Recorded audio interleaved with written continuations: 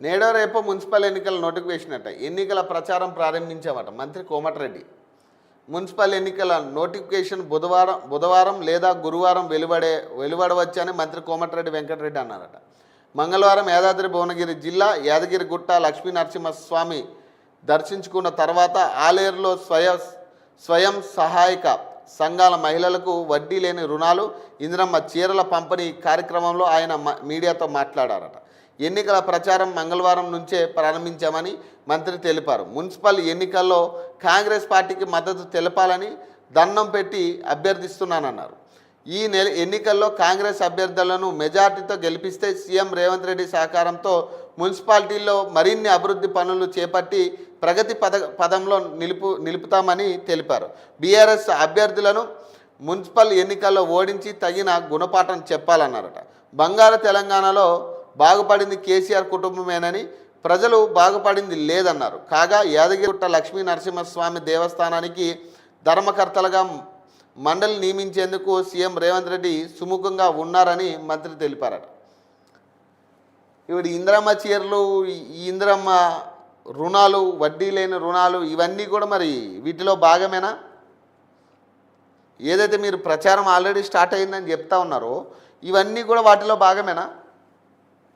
ఇందిరమ్మ చీరలు ఇప్పుడు ఎందుకు ఇస్తున్నారు? మొన్న సర్పంచ్ ఎన్నికల ముందేమో ఇందిరమ్మ చీరలుగా పంచిపెట్టారు. ఇప్పుడు మళ్ళీ మున్సిపల్ ఎన్నికల్లోనేమో మళ్ళీ ఇందిరమ్మ చీరలు పంచిపెడుతున్నారు. ఇక ఇందిరమ్మ చీరలది నిన్న ఎక్కడిది దామోదర్ రాజనరసింహ సంబంధించింది. ఇందిరమ్మ చీరలు పంచిపెడుతున్నా, మాకు ఇందిరమ్మ చీరలు వద్దు, మాకు 2500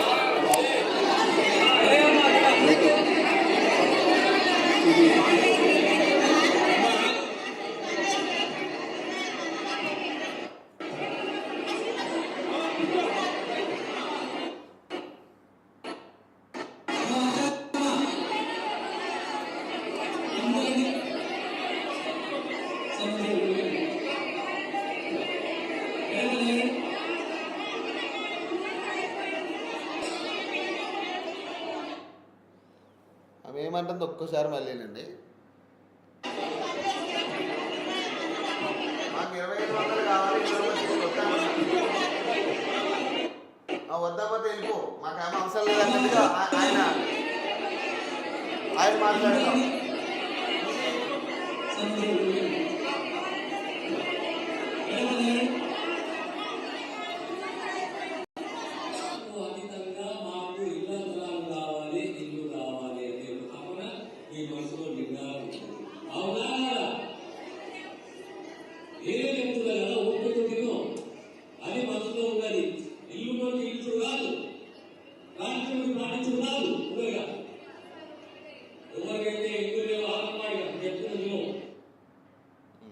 అది పరిస్థితి.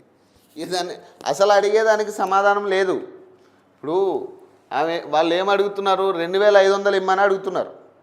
మాకు ఇందిరమ్మ చీరలొద్దు, మాకు 2500 మీరు ఇస్తానన్నారు కదా, 2500 ఎక్కడ, అవి ఇవ్వండి, ఈ చీరలు ఎందుకు మాకు అంటున్నారు వాళ్ళు.